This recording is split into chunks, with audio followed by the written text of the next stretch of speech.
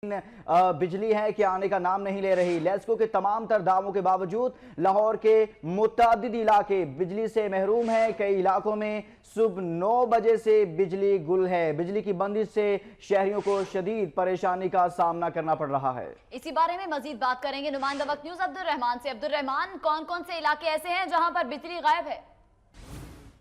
अजी, लेस्को काम की जानिब से आज से ईद के 3 दिन तक जो है लोड शेडिंग न करने के दावे किए गए थे, मगर आज सुबह से ही लाहौर के मुतअद्दिद इलाके जो हैं, जो खास तौर पर ऑरेंज ट्रेन मंसूबे से मुल्हका इलाके हैं, वहाँ पे बिजली सुबह 9 बजे से गायब है।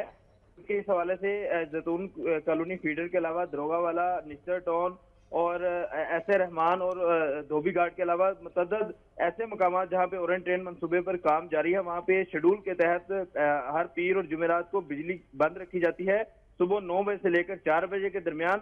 आज भी लेस्को की जानिब से लोड शेडिंग का ये सिलसिला जारी है।